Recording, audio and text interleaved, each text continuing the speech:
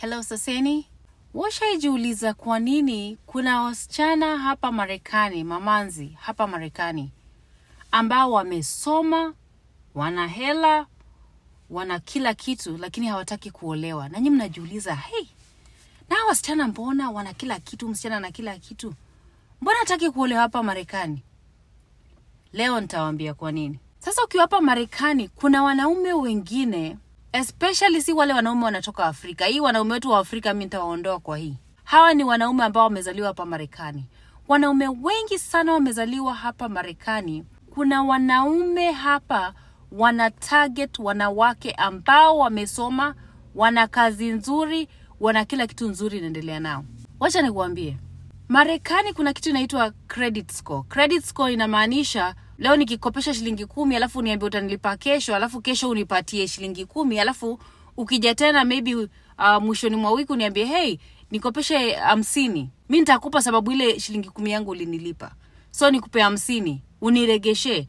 Ukija ukiniambia nisaidie 1000, nitakupa sababu ya nini?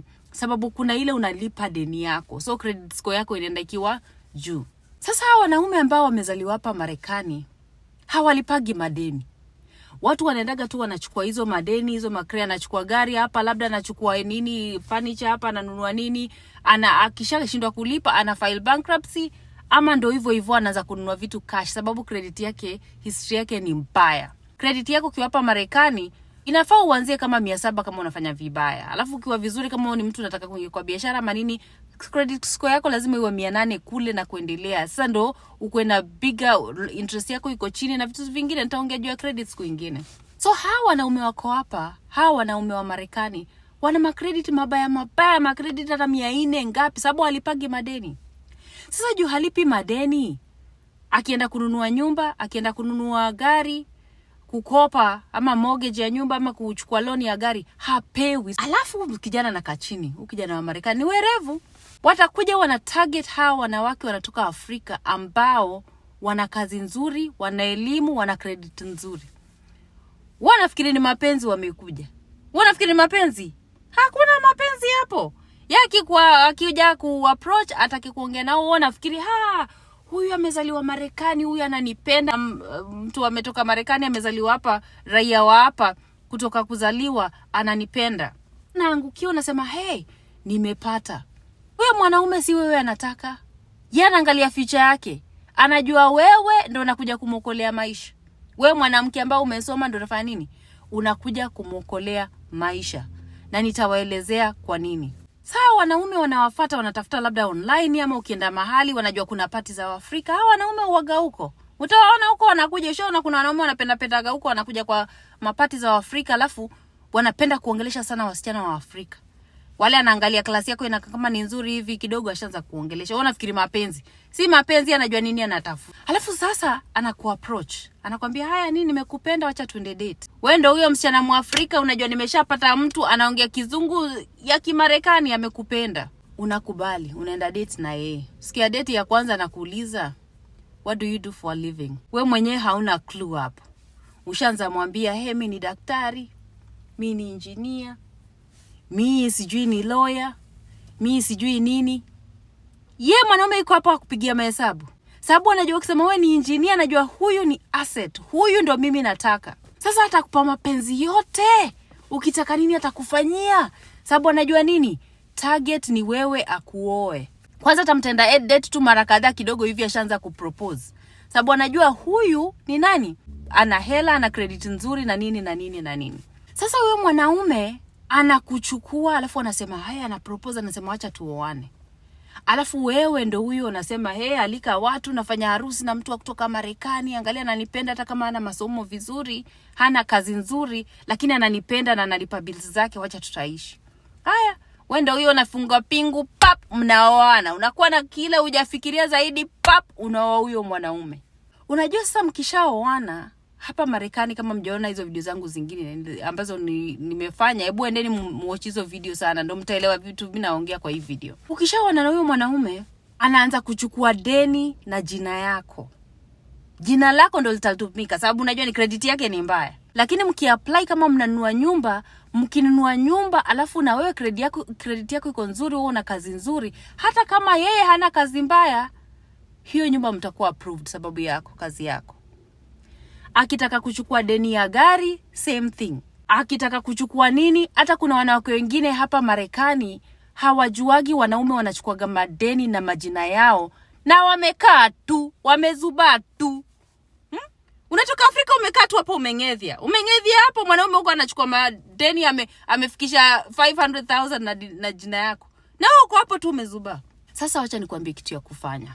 Kama uko kwa situation kama hiyo, ukiwa kwa ndoa ambayo unajua labda ulishaolewa alafu ukajua huyu ni mtu wa madeni, mtu arap madeni, kitu ambacho unafaa ufanye, kitu ya kwanza, kama wewe unajua kuna credit bureaus hapa Marekani kama TransUnion, Experian, kuna 3 the major ones.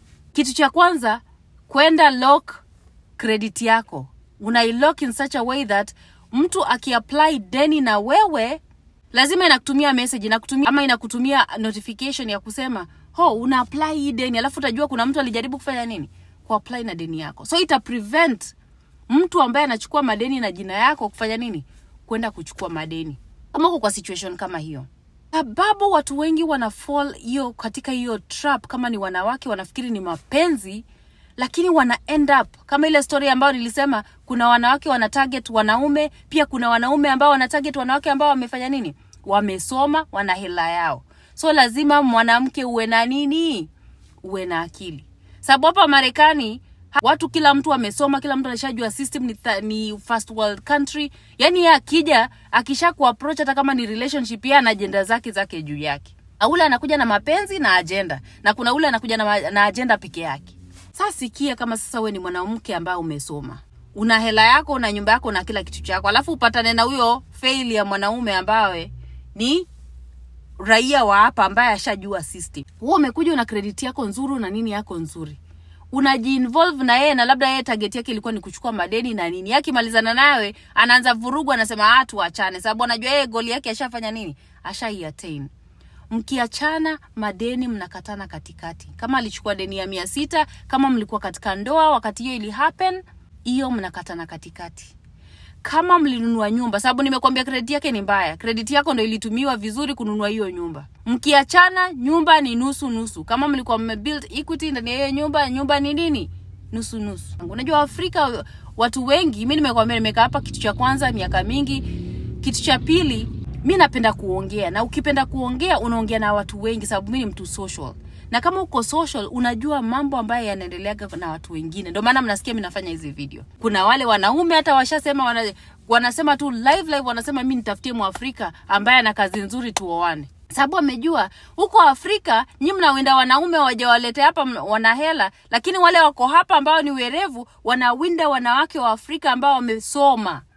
Sasa kila mahali ni kuwindana tu. Huko ni kuwindana tu hapa Marekani. Ndoa hapa ni nzuri, nitakwambia. Lakini lazima uwe mwerevu, sababu unaweza pata mtu mmoja ambaye agenda yake ni nyingine.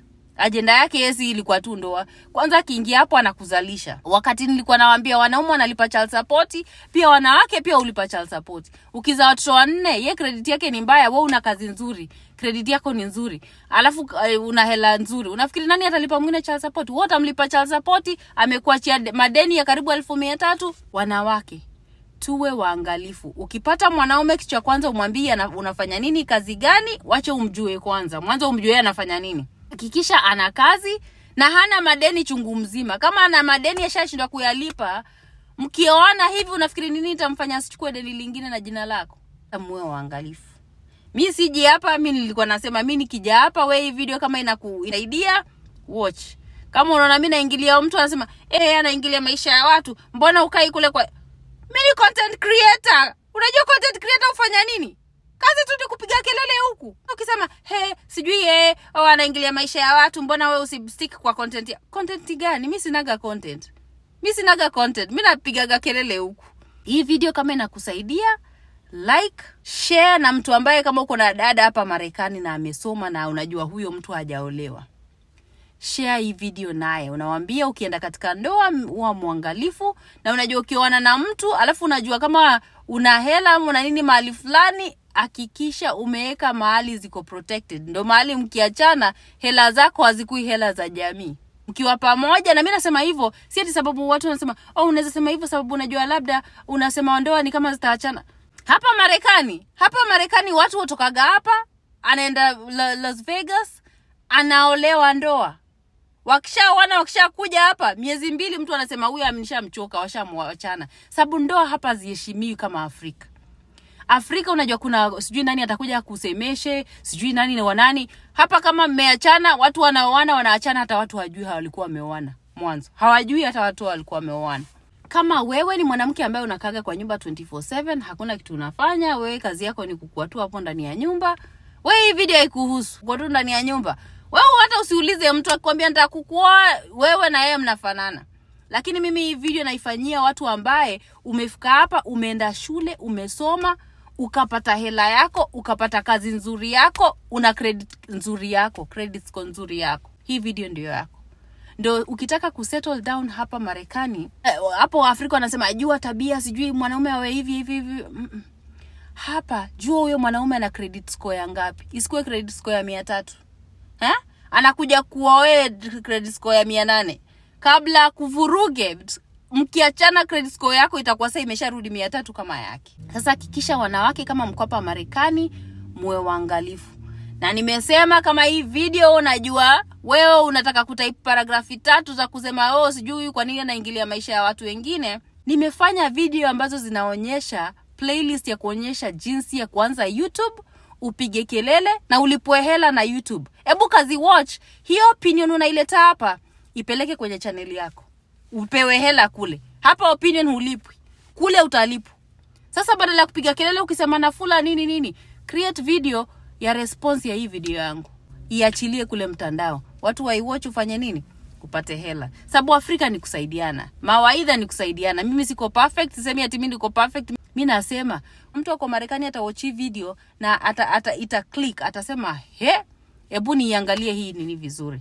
Sababu nimekuambia hapa Marekani kitu cha kwanza, credit history yako na work history yako ni important than hata hela ambazo uliko ndani ya bank. Sasa usiache mtu aje akudanganya ufikiri wewe ni mapenzi na kumbe ni credit yako anataka, credit history yako, masomo yako na kila kitu yako. Kisha akija ni mapenzi anataka, ni mapenzi na si kitu kingine.